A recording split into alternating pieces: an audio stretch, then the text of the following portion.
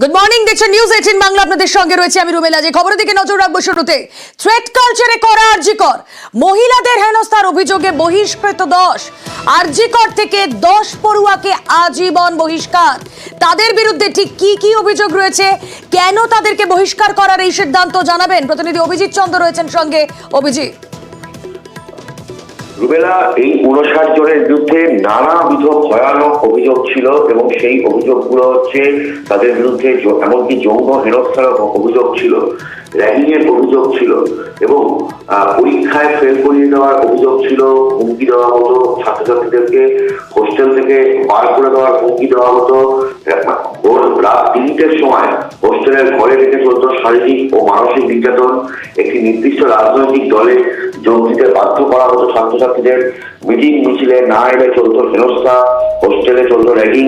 গভীর রাতে নিষিদ্ধ মাদকদ্রব্য সেবন করানোর মতো বাধ্য হয়ে সিনিয়রদের নানান রকম অঙ্গভঙ্গি করে দেখা হতো।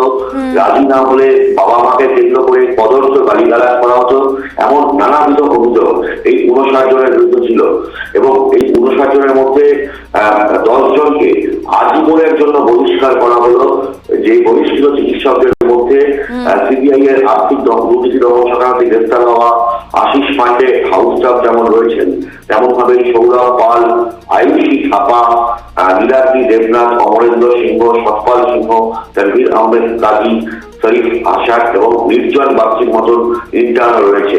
এদের প্রত্যেকের বিরুদ্ধে অভিযোগ ছিল এবং এই 10 জন চিকিৎসককে আরজিকর থেকে অবিলম্বে বহিষ্কার এবং 72 ঘন্টার মধ্যে হোস্টেল থেকেও একেবারে অভিজিৎ। এবং দিকে দিকে যেভাবে থ্রেট কালচার আমরা বিভিন্ন জায়গায় তুলে ধরেছি, সেখানে আরজিকর এই থ্রেট কালচারের শাস্তি আগামী দিনে দৃষ্টান্ত স্থাপন করতে পারে কিনা অবশ্যই আমাদের নজর থাকবে।